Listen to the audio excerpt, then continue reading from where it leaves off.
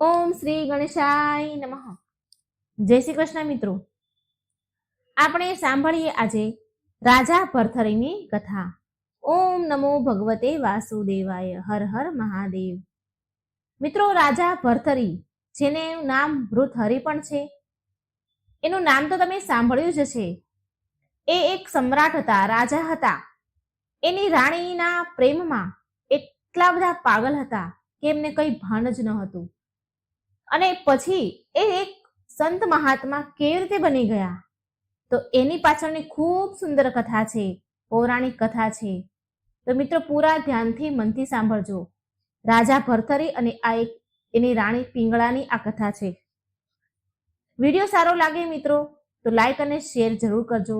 સંત મહાત્મા તપસ્વીની કથાઓ સાંભળવાથી, ભગવાનની કથાઓ સાંભળવાથી આપણું મન શુદ્ધ થાય છે, આપણા પાપ નષ્ટ થાય છે. આ શાસ્ત્રમાં વર્ણન છે. તો મિત્રો, આ કથાને જરૂર સાંભળજો. વિડીયો સારો લાગે તો લાઈક અને શેર કરવાનું ભૂલશો નહીં. રાજા ભરથરીનું મૂળ નામ ભૃતહરિ છે. રાજા ભરથરી મહાન ચક્રવર્તી સમ્રાટ વિક્રમાદિત્યના મોટા ભાઈ હતા. પ્રાચીન સમયમાં ઉજ્જૈનીય શહેરના પરમ પ્રતાપી રાજા થયા હતા વિક્રમાદિત્યના પિતા મહારાજ ગંધર્વસેન હતા અને તેની બે પત્નીઓ હતી. એક પત્નીના પુત્ર હતા વિક્રમાદિત્ય અને તેની બીજી પત્નીના પુત્ર હતા ભૃતહરિ, એટલે કે ભરથરી. ભરથરી વિક્રમાદિત્ય કરતા મોટા ભાઈ હતા, માટે રાજા ગંધર્વસેને પછી ઉજ્જૈનનો રાજપાટ તેમના મોટા પુત્ર ભૃતહરિને સોંપી દીધો. પ્રાપ્ત થયું એને. પણ પૌરાણિક કથા અનુસાર રાજા ભરથરીની બે પત્ની હતી, પણ છતાંય તેણે પિંગળા સાથે ત્રીજા લગ્ન કર્યા. રાણી પિંગળા બહુ સુંદર હતી અને આ કારણથી ભરથરી ત્રીજી પત્ની પિંગળા પર બહુ વધારે મોહિત હતા. આજની આ વાર્તામાં આપણે એ જાણીશું કે આ રાણી પિંગળાએ કેવી રીતે રાજા ભરથરીને સંન્યાસ લેવા માટે મજબૂર કરી દીધા અને ગુરુ ગોરખનાથ દ્વારા લેવાયેલી રાજા ભરથરીની પરીક્ષાઓ.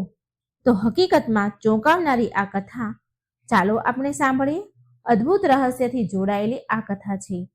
કથાઓ અનુસાર પ્રાચીન સમયની આ વાત છે. ઉજ્જૈનીય નગરીમાં ભરથરી નામના બહુ બુદ્ધિવાન, ગુણવાન અને મોટા પ્રતાપી રાજા ભરથરી થયા છે. રાજા ભરથરી ધર્મ અને નીતિશાસ્ત્રના બહુ મોટા જ્ઞાતા હતા. તેમને બે રાણીઓ હતી. એક દિવસ જ્યારે રાજા ભરથરી એક ઘોડા ઉપર સવાર થઈને શિકાર કરવા માટે જંગલ તરફ જઈ રહ્યા હતા, તો રસ્તામાં એક બીજું રાજ્ય આવ્યું.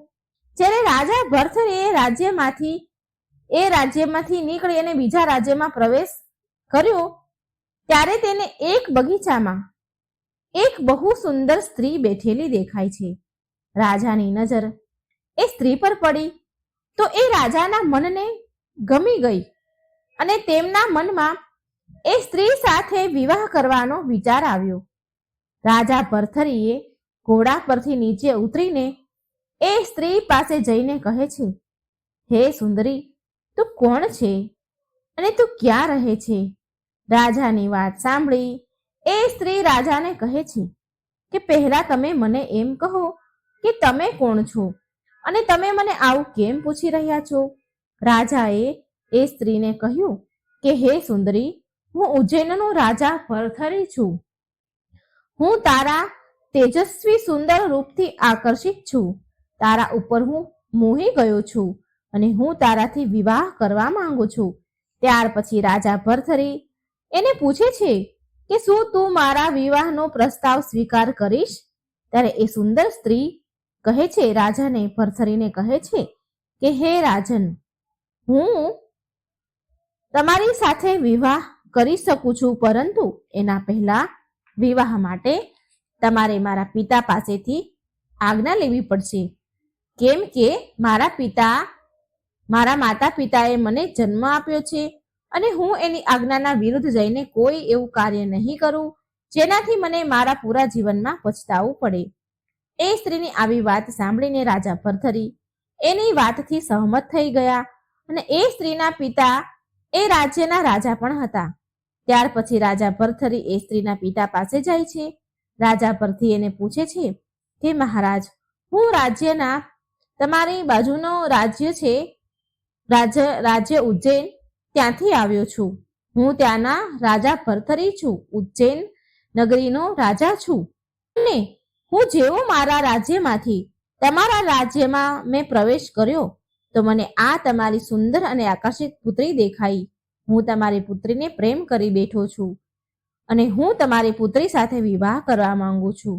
જો તમારી આજ્ઞા હોય તો હું તમારી પુત્રીને મારા રાજ્યની રાણી બનાવવા માંગુ છું. ત્યાર પછી એ સ્ત્રીના પિતા બહુ વિચાર વિમર્શ કરે છે અને ઘણો વિચાર કર્યા બાદ રાજા ભરથરીને તેની પુત્રી પિંગળા સાથે લગ્ન કરવાની અનુમતિ આપે છે. ત્યાર પછી એ સ્ત્રીના પિતા એટલે કે પિંગળાના પિતા પણ એક રાજા હતા, તો એ તેની પુત્રી પિંગળાના અને રાજા ભરથરીના લગ્ન કરાવી દે છે. રાજા તેની સુંદર પત્ની પિંગળાને લઈને તેના રાજ્ય ઉજ્જૈનમાં આવી જાય છે. એ રાજકુમારી સાથે વિવાહ કરીને રાજા બહુ ખુશ હતા, કારણ કે પિંગળા જેવી સુંદર સ્ત્રી તેના રાજ્યમાં બીજી કોઈ ન હતી. રાજા ભરથરી એની પત્નીની સુંદરતાને જોઈને પોતાને બહુ ભાગ્યશાળી સમજવા લાગ્યા. રાજાને આ ત્રીજી પત્ની હતી. રાજા આ તેની ત્રીજી પત્ની પિંગળા પર બહુ જ મોહિત હતા, બહુ પ્રેમ કરતા હતા અને તેના ઉપર આંધળો વિશ્વાસ કરતા હતા. રાજા તેની પત્નીના મોહમાં પડીને રાજ્ય પ્રત્યેના કર્તવ્ય પણ ભૂલી ગયા હતા. આમ થોડા દિવસ વીતી જાય છે.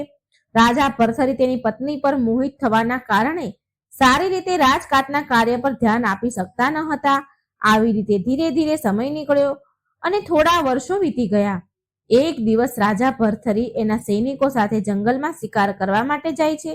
રાજા જંગલમાં એક હરણનો શિકાર કરવા માટે તીર ચલાવે છે અને હિરણને ઘાયલ કરી નાખે છે. હરણના શરીરના એ ઘાવથી લોહી વહેવા લાગ્યું. એ તીર વાગ્યું હરણને એટલે લોહી વહેવું. એ લોહીને જોઈને રાજા ભરથરી તેના મનમાં એક વિચાર કરે છે કે હું મારી પત્ની પિંગળાને બહુ જ પ્રેમ કરું છું, પરંતુ આજે હું પિંગળાની એક પરીક્ષા લઈશ અને હું જોઈશ કે હું જેટલો પ્રેમ મારી પત્નીને કરું છું, શું એટલો જ પ્રેમ એ રાણી પિંગળા મને કરે છે. આમ વિચાર કરીને રાજા ભરથરી તેના એક સૈનિકને બોલાવે છે અને તેને કહે છે કે હું રાણી પિંગળાની પરીક્ષા લઈને એ જોવા માંગુ છું કે એ મને કેટલો પ્રેમ કરે છે. હવે સૈનિકને કહે છે કે હવે તારે એક કામ કરવાનું છે.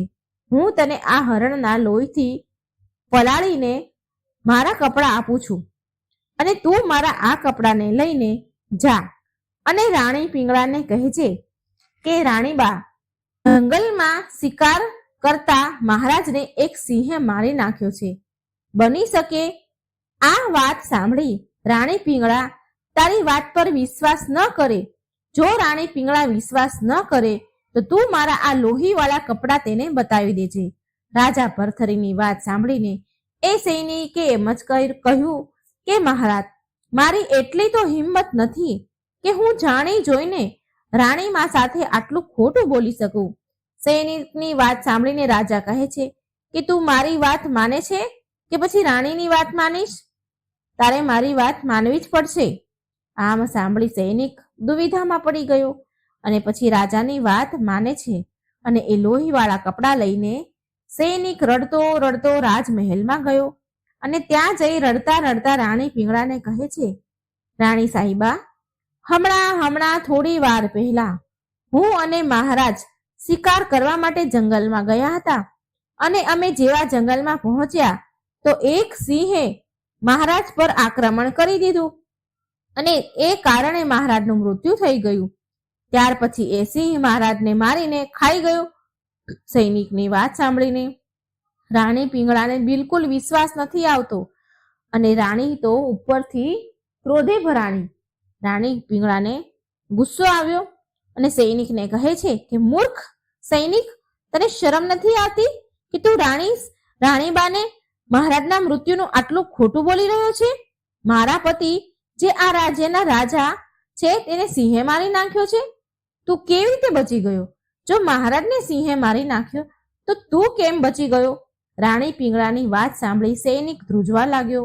પછી સૈનિક બોલ્યો કે હે રાણીમાં, જે સમયે મહારાજ પર એ સિંહ આક્રમણ કરી રહ્યો હતો તો એ સમયે હું એક વૃક્ષ પર ચડી ગયો હતો અને મારા પ્રાણ બચાવ્યા હતા મેં, અને જેમ તેમ કરીને હું મારા પ્રાણ બચાવીને મહેલ સુધી પહોંચ્યો છું. આ વાત સાંભળીને રાણી પિંગળા સૈનિકની વાત માનવાની ના કહી દે છે. એને વિશ્વાસ જ નથી આવતો અને ત્યાર પછી એ સૈનિક રાજાના લોહીથી લથપથ કપડાં બતાવે છે અને એ રાણી પિંગળાને બતાવતા કહે છે, હે રાણીબા, જો તમે મારી વાત પર વિશ્વાસ નથી કરી રહ્યા તો તમે સ્વયં જાતે જ મહારાજના આ લોહીથી લથપથ કપડાં જોઈ લો, તો તમને જરૂર વિશ્વાસ આવશે. આ કપડાં જોઈ તમને મારી વાત પર વિશ્વાસ થઈ જશે. મહારાણી પિંગળાએ જેવા મહારાજના લોહીથી લથપથ કપડાં જોયા તો તેને મહારાજના મૃત્યુનો વિશ્વાસ થઈ ગયો અને એ જ ક્ષણે તેના પતિના મરવાના આઘાતના સમાચાર સાંભળી રાણી પિંગળાનું પણ મૃત્યુ થઈ ગયું. બીજા દિવસે જ્યારે રાજા ભરથરી એના મહેલમાં પાછા આવે છે અને જોવે છે તો એને તેની સૌથી પ્રિય રાણી પિંગળા મરેલી જોવા મળે છે. રાજા તેના પત્નીની મૃત્યુ થવા પર વિચારવા લાગે છે કે મારી પત્ની કેટલી સારી અને સાચી છે, પતિવ્રતા છે, એ મને કેટલો પ્રેમ કરતી હતી. કાશ મેં મારા મૃત્યુની ખોટી ખબર સમાચાર ન આપ્યા હોત તો રાણી આજે જીવતી હોત. મારા કારણે, મારા એક નાના એવા જૂઠના કારણે મારી પત્નીએ એનો જીવ આપી દીધો. ધન્ય છે આવી પતિવ્રતા સ્ત્રીને જેણે મારા મૃત્યુના સમાચાર સાંભળીને પ્રાણ આપી દીધા. ત્યાર પછી રાજા એની પત્નીની પાસે બેસીને જોર જોરથી રડવા લાગ્યા અને રાણીના મૃત્યુના કારણે રાજા ભરથરી બહુ દુઃખી થઈ ગયા હતા. જ્યારે રાજા રાણીના દુઃખમાં રડી રહ્યા હતા તો તેને કંઈ સમજાતું નહોતું કે હવે એ શું કરે. એ જ સમયે ત્યાં ગુરુ ગોરખનાથનું આગમન થયું. ગુરુ ગોરખનાથે ત્યાં આવી એનું કમંડળ જોરથી નીચે ફેંક્યું તો એ કમંડળ તૂટી ગયું. ગુરુ ગોરખનાથ રાજાને પૂછે છે કે હે રાજન, તું કેમ રડી રહ્યો છે?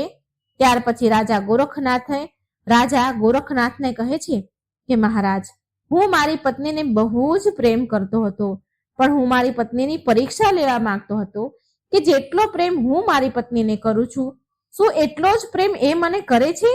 અને આ કારણથી મેં એક નાનું એવું ખોટું જૂઠ બોલ્યો હતો અને એ જૂઠના કારણે મારી પત્ની એ તેના પ્રાણ ત્યાગી દીધા છે. હું હવે મારી પત્નીના આ પતિવ્રતા ધર્મને જોઈને હું રડી રહ્યો છું.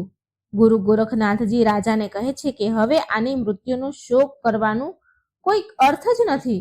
અને ગોરખનાથ એના કમંડળ તરફ ઇશારો કરીને કહે છે કે જુઓ રાજન, મારું આ તૂટેલું કમંડળ જે ફરી નથી જોડાઈ શકતું, પેલા જેવું નથી થઈ શકતું, એવી જ રીતે આ તારી રાણી પણ જીવતી નહીં થઈ શકે. રાજા ભરથરી ગોરખનાથને કહે છે કે તમે કઈ પણ કરો, તમે ઈચ્છો તો મારી રાણીને જીવતી કરી શકો છો. રાજા ભરથરી ગુરુ ગોરખનાથની વાત માનતા નથી એટલે ગોરખનાથજી કહે છે કે જો તમે ઈચ્છો તો હું તમારી આ ઈચ્છા પૂરી કરી શકું છું, પરંતુ આના માટે મારી એક શરત છે. રાજાએ જેવી ગોરખનાથના મુખમાંથી આ વાત સાંભળી કે ગોરખનાથ એની પત્નીને જીવતા કરી શકે છે તો એ જ સમયે રાજા ગુરુજીના પગમાં પડી ગયા અને તેને કહેવા લાગ્યા, હે ગુરુજી, તમે જ મારા દાતા છો, તમે જ મારા વિધાતા છો, તમે મારી પત્નીને ફરી જીવનદાન આપો, હું તમારો સદા માટે ઋણી રહીશ. આ સાંભળી ગોરખનાથ બોલ્યા, હું તારી પત્નીને જીવતી તો કરીશ, પણ મારી એક શરત છે, એ તારે પૂરી કરવી પડશે. ત્યાર પછી તારી પત્નીને જીવતી કરી દઈશ.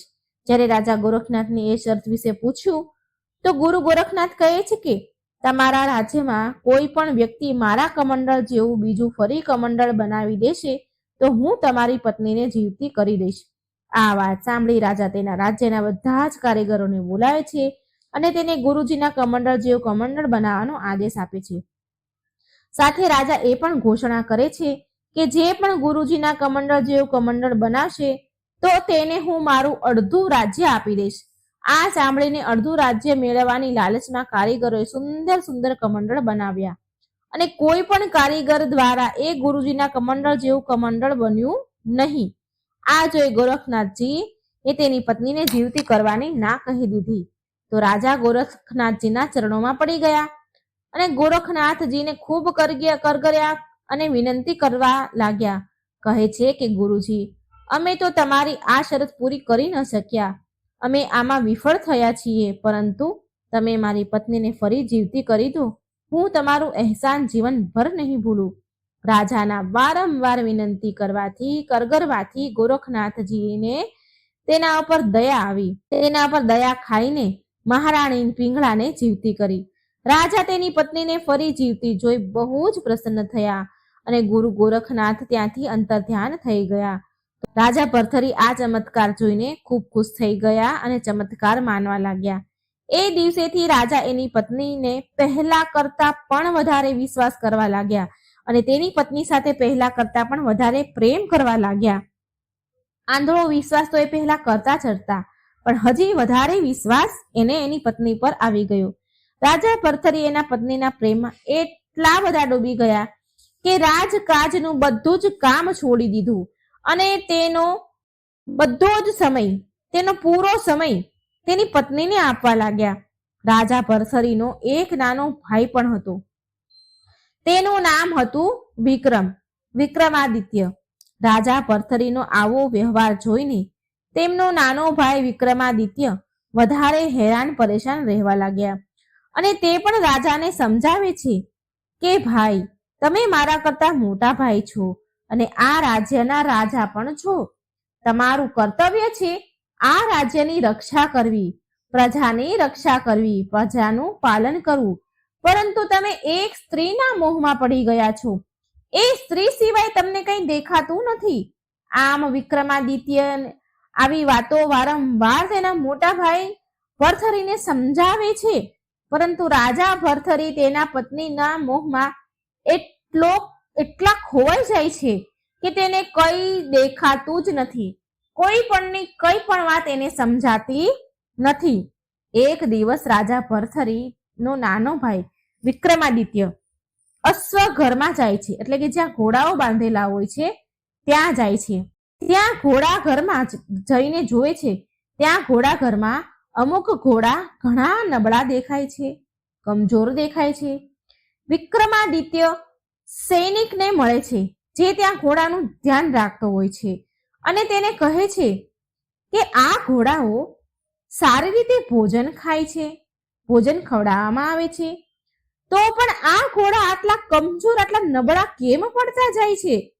હું આ કેટલાય દિવસથી જોઈ રહ્યો છું, પરંતુ દિવસે ને દિવસે દરેક ઘોડા નબળા પડી રહ્યા છે, કમજોર થઈ રહ્યા છે. આવું કેમ થાય છે?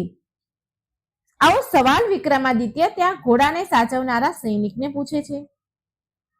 ત્યાર પછી એ સૈનિક રાજાના નાના ભાઈ વિક્રમાદિત્યને કહે છે, મહારાજ, હું તમને આજે હકીકત, સચ્ચાઈ બતાવી જ દઉં છું કે આ ઘોડા દિવસે ને દિવસે આટલા કેમ સુકાતા જાય છે, કેમ આવા લાકડી જેવા થઈ ગયા છે. કેમ કે આપણી જે મહારાજ ભરથરીની રાણી, ત્રીજી રાણી પિંગળા છે, રાણીમાં છે, એ રાત્રિના 2 વાગે આમાંથી કોઈ પણ એક ઘોડો પસંદ કરે છે અને એ ઘોડા ઉપર બેસીને ન જાણે ક્યાં જાય છે અને સવાર થતા બ્રહ્મ મુહૂર્તમાં ઘોડાને તેજ ગતિથી દોડાવીને લાવે છે, જેનાથી ઘોડો આવીને સીધો પડી જાય છે. આમ આ બધા ઘોડા ધીરે ધીરે નબળા પડતા જાય છે. રાજાનો નાનો ભાઈ વિક્રમાદિત્ય સૈનિક દ્વારા આવું સાંભળીને આશ્ચર્યચકિત થઈ ગયા કે આખરે મારી ભાભી આટલી રાત્રે 2 વાગે ક્યાં જતા હશે. આ વાત વિચારીને વિક્રમ રાજા હેરાન થઈ ગયા. ત્યાર પછી વિક્રમાદિત્યએ સૈનિકને કહ્યું કે આજે રાત્રે તું અહીં ન રહેતો, આજે રાત્રે તારી જગ્યાએ હું અહીં રહીશ, ઘોડાની રખેવાળી હું કરીશ. આજે હું જોઉં છું કે મારી ભાભી આખરે જાય છે ક્યાં અને કેમ જાય છે. ત્યાર પછી રાજાના નાના ભાઈ વિક્રમે એ સૈનિકને ત્યાંથી જવાનો આદેશ આપી દીધો અને સ્વયં એ ઘોડાની સાર સંભાળ રાખવા માટે ત્યાં રહી ગયા. આમ રાત્રિના 2 વાગે છે તો રાજાનો નાનો ભાઈ વિક્રમાદિત્ય જોવે છે કે એના ભાઈની ત્રીજી પત્ની રાણી પિંગળા છે એ આવે છે અને એ બધા ઘોડામાંથી એક સ્ફૂર્તિવાળો તંદુરસ્ત ઘોડો શોધીને તેના ઉપર બેસીને જવાની તૈયારી કરે છે. જેવી એ જવા તૈયાર થાય છે કે વિક્રમાદિત્ય એના ઘોડા સામે આવી જાય છે અને તેની ભાભીને જવાથી રોકી લે છે. તો રાણી વિક્રમાદિત્યને કહે છે કે તમે મારા રસ્તા વચ્ચે કેમ આવ્યા છો? ભાભીની વાત સાંભળીને વિક્રમાદિત્ય તેના વાતનો કોઈ જવાબ નથી આપતા અને તેને સીધો એક જ સવાલ પૂછે છે કે પહેલા તમે મને કહો કે તમે આટલી રાત્રે 2 વાગે કોને મળવા જાઓ છો? હવે વિક્રમાદિત્યની વાત સાંભળીને રાણી તો હચમચી ગઈ. ગભરાહટના મારે તેને તો પરસેવો વળવા લાગ્યો.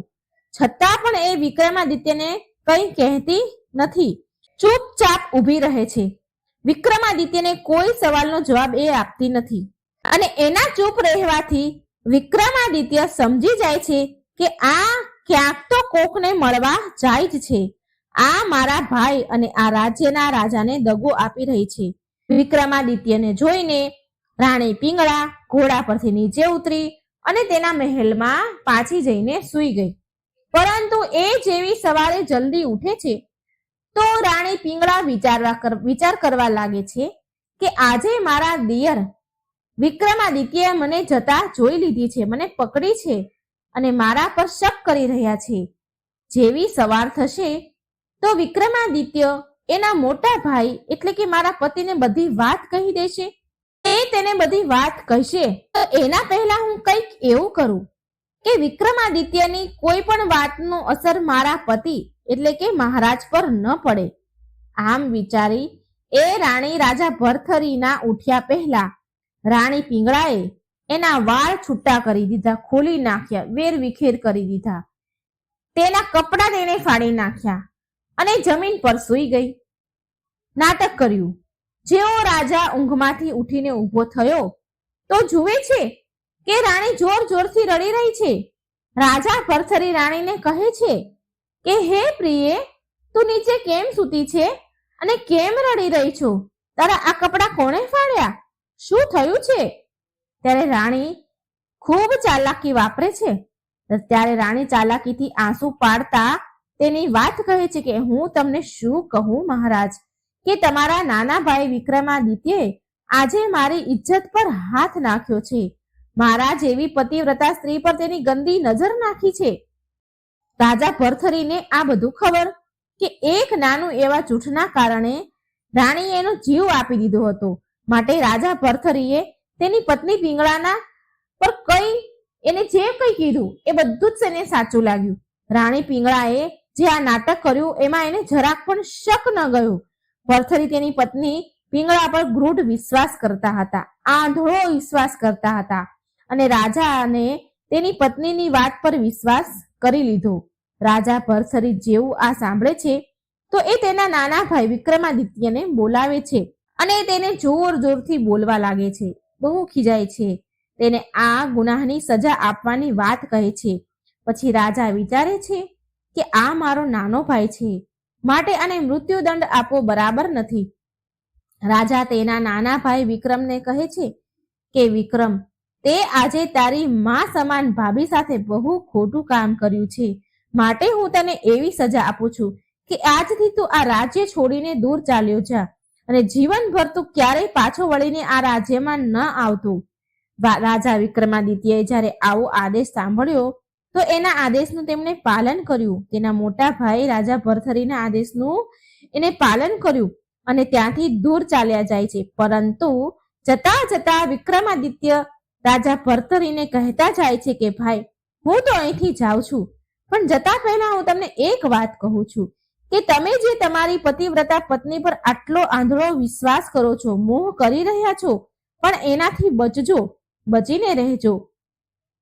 આટલું કહીને વિક્રમાદિત્ય રાજા ત્યાંથી ચાલ્યા જાય છે, રાજ્ય છોડીને ચાલ્યા ગયા. તેના ગયા પછી રાણી પિંગળા તો બહુ ખુશ થઈ, કારણ કે હવે કોઈ રોકટોક વાળું ન રહ્યું. હવે એને કોઈ પણ પ્રકારનો ડર ન હતો.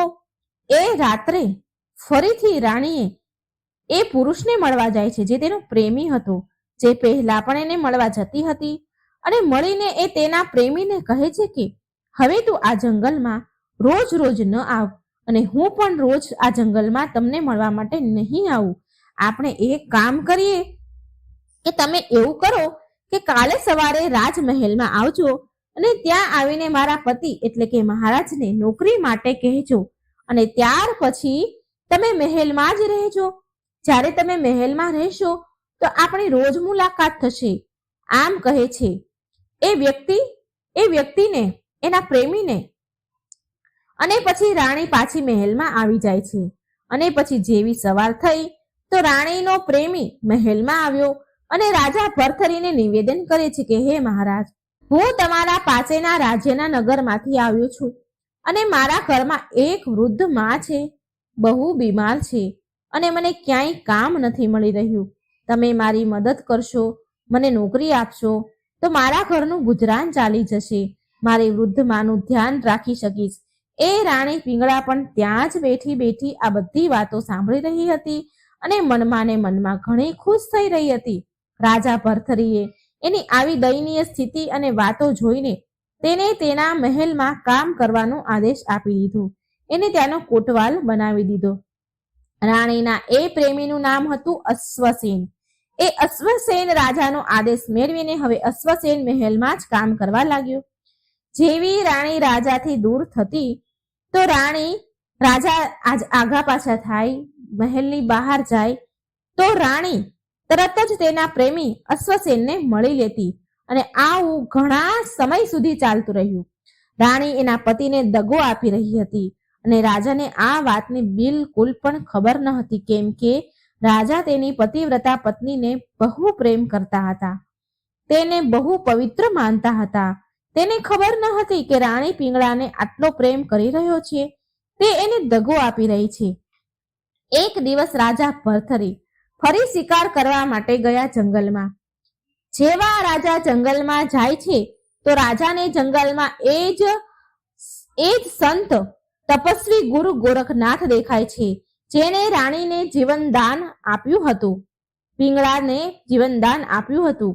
ગોરખનાથ પાસે જઈને રાજા ભરથરી પ્રણામ કરી આશીર્વાદ લે છે તો ગુરુ ગોરખનાથ રાજાનું મુખ જોઈને કહે છે કે હે રાજા, હું તમારા આ તેજસ્વી ચહેરાને જોઈને આકર્ષિત મુખ જોઈને બહુ હેરાન છું અને તમે બહુ ભોળા સ્વભાવના છો, માટે લોકો તમને મૂર્ખ બનાવે છે. રાજા દ્વારા ઉચિત આદર સત્કારના કારણે ગુરુ ગોરખનાથ બહુ પ્રસન્ન થયા હતા.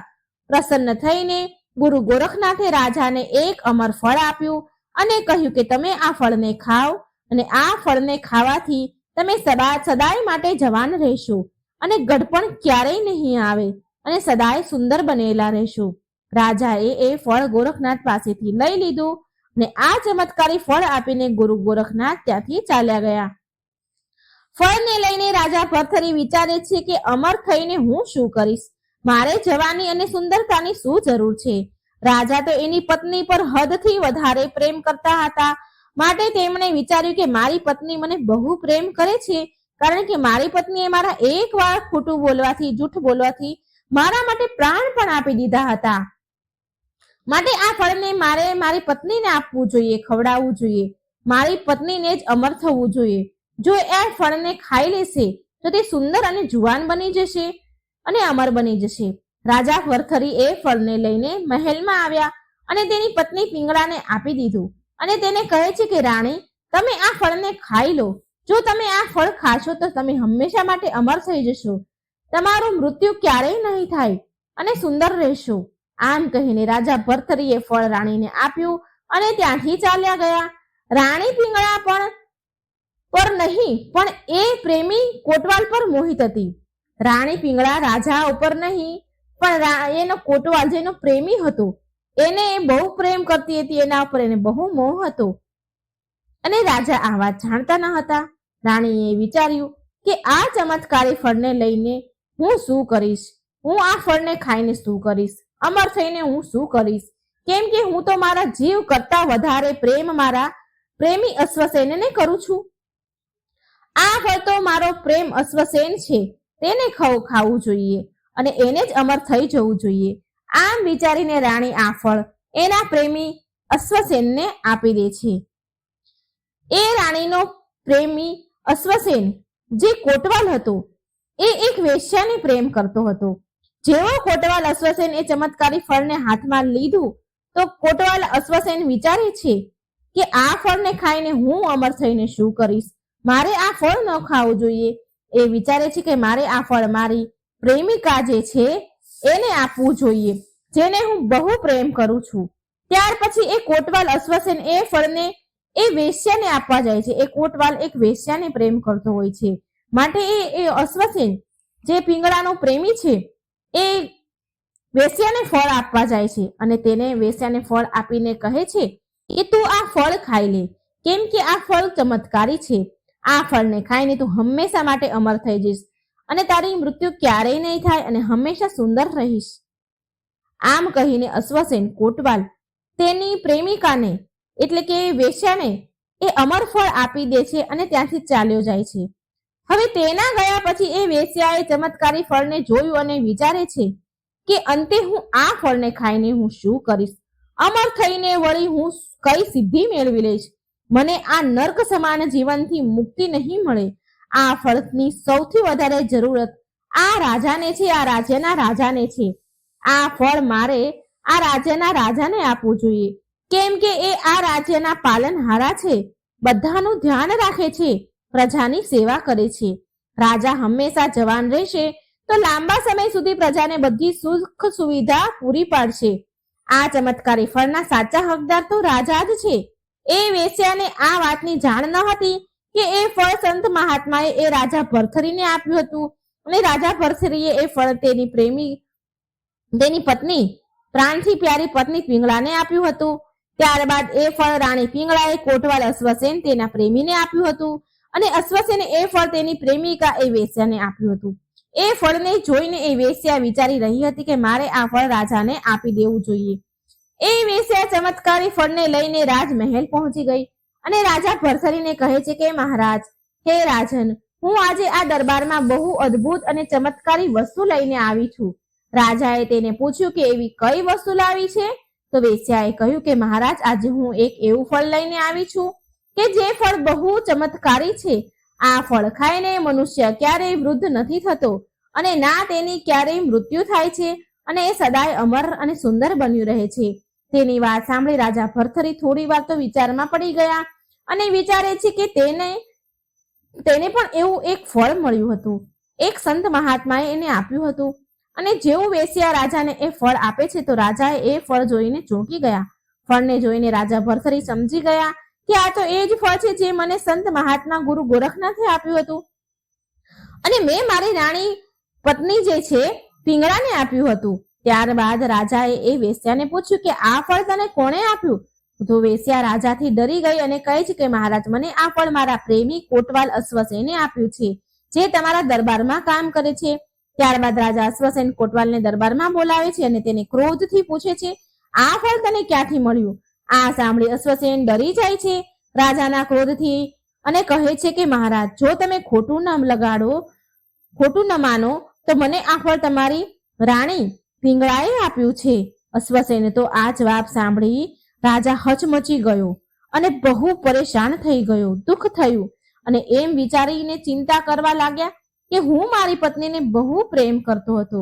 પછી રાજા તેની પત્ની રાણી પિંગળાને બોલાવે છે અને તેની પત્નીને કહે છે કે પ્રિયે, આ મેં તને આપ્યું હતું, આ અમરફળ મેં તને આપ્યું હતું, પરંતુ આ ફળ આ અશ્વસેન પાસે કેમ આવ્યું? રાજાની વાત સાંભળી રાણી પિંગળા ગભરાઈ ગઈ. એ રાજાના પગમાં પડી જાય છે. રાણી પિંગળા રાજા ભરથરીને કહે છે કે મહારાજ, આ સાચું છે, હું આ કોટવાલ અશ્વસેનને પ્રેમ કરું છું અને તમારા નાના ભાઈ વિક્રમાદિત્યએ તમને જે પણ કહ્યું હતું એ પણ સાચું હતું. હું રાત્રિના 2 વાગે હું આજ કોટવાલ અશ્વસેનને મળવા જતી હતી. આ બધી વાત સાંભળી રાજા ભરથરી બહુ પછતાયા, બહુ દુઃખ થયું એમને. એમના પગ નીચેથી તો જમીન નીકળી ગઈ, કારણ કે એ એની પત્ની પિંગળા પર આંધળો વિશ્વાસ કરતા હતા. બહુ પછતાવો થયો એમને. ત્યારબાદ રાજાએ ભરથરીએ સૈનિકોને બોલાવીને તેના નાના ભાઈ વિક્રમાદિત્યને શોધવાનો આદેશ આપ્યો અને વિક્રમાદિત્ય જ્યારે આવી ગયા તો એને ભરથરી રાજાએ વિક્રમાદિત્યને ગળે લગાવી દીધો. ગળે મળ્યા અને બોલ્યા કે મારા નાના ભાઈ, મારાથી બહુ મોટી ભૂલ થઈ ગઈ છે. આ ભૂલનું હું કેવી રીતે પશ્ચાતાપ કરું? રાજા તેની પત્ની પિંગળા, એના પ્રેમી કોટવાલને અને એ વેશ્યાને કારાગરમાં નાખી દે છે. અને પિંગળાના દગાથી રાજા ભરથરીના મનમાં વૈરાગ્ય જાગી ગયું અને એ તેનું સંપૂર્ણ રાજ્ય તેના નાના ભાઈ વિક્રમાદિત્યને સોંપીને ઉજ્જૈનની એક ગુફામાં આવી ગયા. રાજા ભરથરીએ એ ગુફામાં વર્ષો સુધી તપસ્યા કરી. રાજા ભરથરીની કઠોર તપસ્યાથી દેવરાજ ઇન્દ્ર ડરી ગયા. ઇન્દ્રએ વિચાર્યું કે ભરથરી વરદાન મેળવીને સ્વર્ગ પર આક્રમણ કરશે. તો આમ વિચારીને ઇન્દ્રએ ભરથરી પર એક વિશાળ પથ્થર નાખ્યો. તપસ્યામાં લીન બેઠેલા ભરથરીએ એ પથ્થરને એક હાથથી ઉઠાવી લીધો અને તપસ્યામાં બેઠા રહ્યા. આવી રીતે કેટલાય વર્ષો સુધી તપસ્યા કરવાથી એ પથ્થર પર ભરથરીના પંજાનું નિશાન બની ગયું. આ નિશાન આજે પણ ભરથરીની ગુફામાં છે. રાજાની મૂર્તિની ઉપરના પથ્થરમાં જોવા મળે છે. આ પંજાનું નિશાન ઘણું મોટું છે. આ જોઈને અંદાજ લગાવી શકાય છે કે રાજા ભરથરીનું કદ કેટલું વિશાળ હશે. ઉજ્જૈનના રાજા ભરથરી પાસે રાજાના પરિવાર અને તેના અતિથિઓને માટે ભોજન બનાવવા માટે 365 રસોયા હતા. એક રસોયાનો માત્ર વર્ષમાં એક જ વાર ભોજન બનાવવાનો અવસર આવતો હતો, વારો આવતો હતો. જો તમે એ જાણશો કે રાજાના ગુરુ ગોરખનાથે કઈ પ્રકારે પરીક્ષા લીધી હતી તો તમે બહુ હેરાન રહી જશો. કહેવાય છે કે એ સમય દરમિયાન રાજા ભરથરી ગુરુ ગોરખનાથના ચરણોમાં ચાલ્યા ગયા હતા. જ્યારે એને પિંગળાથી દગો મળ્યો હતો તો એ બધું જ છોડીને ગોરખનાથના ચરણોમાં ચાલ્યા ગયા હતા. એ ભિક્ષા માંગીને ખાવા લાગ્યા. એકવાર ગુરુ ગોરખનાથે એના શિષ્યોને કહ્યું, રાજા થઈને પણ ભરથરીએ એક કામ, ક્રોધ, લોભ, મોહ અને અહંકારને જીતી લીધો છે અને દ્રઢ નિશ્ચય વાળા છે. તો શિષ્યએ કહ્યું કે ગુરુજી, આ તો રાજા ધીરાજ છે. એમને ત્યાં 365 તો બાવરચી એટલે કે રસોયા રહેતા હતા. આવા ભોગ વિલાસની વાતાવરણમાંથી આવેલા રાજા કેવી રીતે કામ, ક્રોધ, લોભ રહિત થઈ ગયા? શિષ્યોની વાત સાંભળીને ગુરુ ગોરખનાથજીએ ભરથરીને કહ્યું કે ભરથરી જાઓ, ભંડારા માટે જંગલમાંથી લાકડા લઈ આવો. રાજા ભરથરી ઉઘાડા પગે ગયા અને જંગલમાંથી લાકડા ભેગા કરીને માથા ઉપર ભારો ઉપાડીને લાવી જ રહ્યા હતા. તો ગોરખનાથે તેમના શિષ્યને કહ્યું, જાઓ અને એ ભરથરીને એવો ધક્કો મારો કે લાકડાનો ભારો પડી જાય એના માથા ઉપરથી.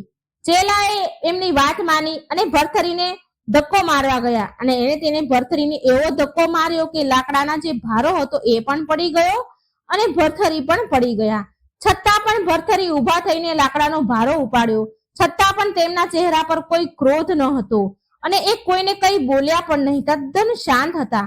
આ જોઈ ગોરખનાથ તેના શિષ્યોને કહે છે, જોયું ને તમે ભરથરીને, જોયું ને કે એમણે ક્રોધ પર જીત મેળવી લીધી છે. શિષ્ય બોલ્યા, ગુરુજી, હવે તો વધારે તમારે એની પરીક્ષા લેવી જોઈએ. થોડા આગળ જઈને ગોરખનાથે યોગ શક્તિથી એક મહેલ બનાવી દીધો. પછી ગોરખનાથજી ભરથરીને મહેલ બતાવી રહ્યા હતા. સેવક અને યુવતીઓ, બહુ બધી સ્ત્રીઓ અનેક પ્રકારના વ્યંજન પકવાનથી એમનો આદર સત્કાર કરવા લાગી. રાજા ભરથરી એ સુંદર સ્ત્રીઓને જોઈને પણ કામી ન થયા. એમના પણ મોહ ન આવ્યો એને. અને તેના નખરા બહુ કરતી હતી સ્ત્રીઓ એમને ફસાવા માટે, પણ એને કોઈ અસર ન થઈ અને એના નખરા ઉપર ક્રોધિત ન થયા રાજા ભરથરી. ચાલતા જતા હતા. ગોરખનાથે તેના શિષ્યોને કહ્યું, હવે તો તમને લોકોને વિશ્વાસ થઈ ગયો ને કે ભરથરીએ કામ, ક્રોધ, લોભ, મોહને જીતી લીધા છે? શિષ્ય બોલ્યા, ગુરુદેવ, એક પરીક્ષા હજી પણ લો ને. ગુરુ ગોરખનાથે બોલ્યા, ઠીક છે. ત્યાર પછી ગોરખનાથે ભરથરીને કહ્યું કે ભરથરી, મારો શિષ્ય બનતા પહેલા પરીક્ષામાંથી પાર કરવું પડે છે. તને હું શિષ્ય કરીશ. તારે 1 મહિનો મરુભૂમિ પર ઉઘાડા પગે પગપાળા યાત્રા કરવી પડશે. ભરથરી ગુરુના વચન પ્રમાણે ચાલી નીકળ્યા. પહાડી વિસ્તાર પાર કરતા કરતા રાજસ્થાનની મરુભૂમિમાં પહોંચ્યા. તપતી રેતી, ધમધમતો તાપ, મરુભૂમિમાં પગ મૂકે તો પગ દાઝી જાય એવી ભૂમિ. 1 દિવસ, 2 દિવસ, આમ યાત્રા કરતા કરતા 6 દિવસ વીતી ગયા. સાતમા દિવસે ગુરુ ગોરખનાથજી અદ્રશ્ય શક્તિથી એના શિષ્યોને સાથે લઈ ત્યાં પહોંચ્યા જ્યાં ભરથરી ચાલી રહ્યા હતા. ગોરખનાથ તેના શિષ્યોને કહે છે કે જુઓ, આ ભરથરી જાય છે. હું હમણાં યોગ બળથી એને એક વૃક્ષ ઊભું કરી દઉં છું. ત્યાં ભરથરી વૃક્ષની છાયામાં પણ નહીં બેસે. અને અચાનક ગોરખનાથે એક વૃક્ષ ઊભું કરી દીધું એ મરુભૂમિમાં. ચાલતા ચાલતા ભરથરીનો પગ વૃક્ષની છાયા પર આવી ગયો કે એવા ઉછળી પડ્યા કે માનો કે અગ્નિમાં પગ પડ્યો હોય અને વિચારે છે કે આ મરુભૂમિમાં ઝાડ કેવી રીતે આવ્યું, મારો પગ છાયામાં કેવી રીતે પડ્યો. એ એકદમથી કૂદકો મારીને દૂર હટી ગયા. આ જોઈ ગોરખનાથ પ્રસન્ન થઈ ગયા અને બોલ્યા, જુઓ કેવી રીતે ગુરુની આજ્ઞા માને છે.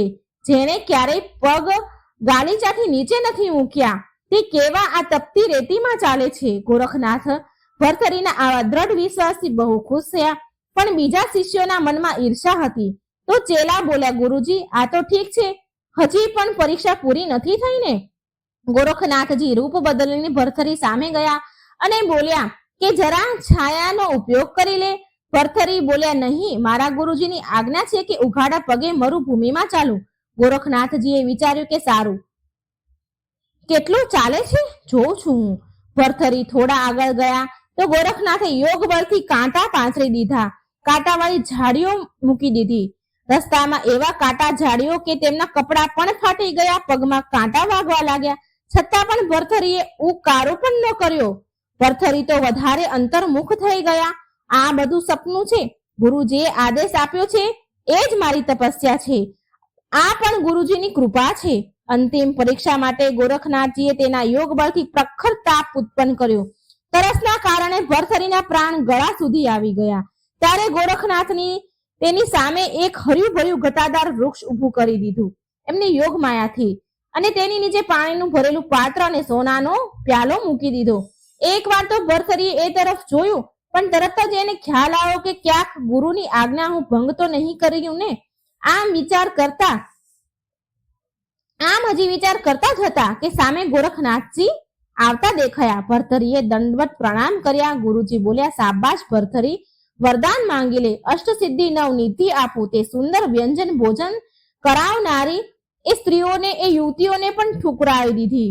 સુંદર ભોજન પણ ઠુકરાવી દીધા. યુવતીઓ તારા ચરણ પખાડવા માટે તૈયાર થઈ ગઈ, પણ તું એમાં ન ફસાયો. તારે જે જોઈએ એ માંગી લે. ભરથરી બોલ્યા, ગુરુજી બસ તમે પ્રસન્ન છો, મને બધું મળી ગયું. શિષ્ય માટે ગુરુની પ્રસન્નતા જ બધું હોય છે. તમે મારાથી સંતુષ્ટ થઈ ગયા છો. એ મારા કરોડો પુણ્ય કર્મ અને યજ્ઞ તપ બધા સફળ થઈ ગયા. ગોરખનાથ બોલ્યા, નહીં નહીં ભરથરી, અનાદર ન કરો. તારે કંઈક ને કંઈક તો માંગવું જ પડશે, લેવું જ પડશે. ગુરુની આ વાત સાંભળી વિચારમાં પડી ગયા ભરથરી, હવે શું કરું.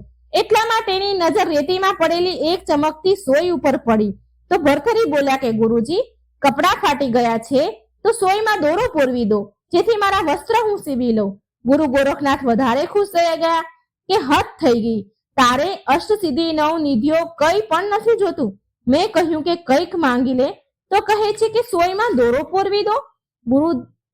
ગુરુનું વચન પણ રાખી લીધું અને કોઈ તે અપેક્ષા ન કરી. ભરથરી તું ધન્ય છે. ક્યાં એ ઉજ્જૈનનો સમ્રાટ મરુ તપતી ભૂમિમાં 7-8 દિવસમાં પરીક્ષામાં પાસ થઈ ગયા. આજે પણ ઉજ્જૈનમાં ભરથરીની ગુફા સ્થિત છે અને એવું મનાય છે કે ત્યાં ભરથરીએ તપસ્યા કરી હતી. ગુફાની ઊંચાઈ ઘણી નાની છે ને ત્યાં ભરથરીની મૂર્તિ પણ સ્થિત છે. તો મિત્રો, આ હતી રાજા ભરથરી, જે એક સમ્રાટ હતા. એ એની પત્ની પાછળ ખૂબ પાગલ હતા અને પછી એને કેવી રીતે વૈરાગ્ય ધારણ કરી લીધું. તો આ ઉપરથી આપણને પણ ઘણું શીખવા મળે છે. જો મિત્રો તમને આ વાર્તા ગમી હોય તો વિડીયોને લાઈક અને શેર કરી આ ચેનલને સબસ્ક્રાઇબ કરી દેજો. અને હા, ઉજ્જૈનમાં ભરથરીની ગુફા પણ છે. ખૂબ મોટી ગુફા છે અને સરસ ગુફા છે. જ્યારે પણ તમે ઉજ્જૈનમાં જાઓ તો રાજા ભરથરીની ગુફાની મુલાકાત એકવાર જરૂર લેજો. જય શ્રી કૃષ્ણ. રાધે રાધે. Thank you.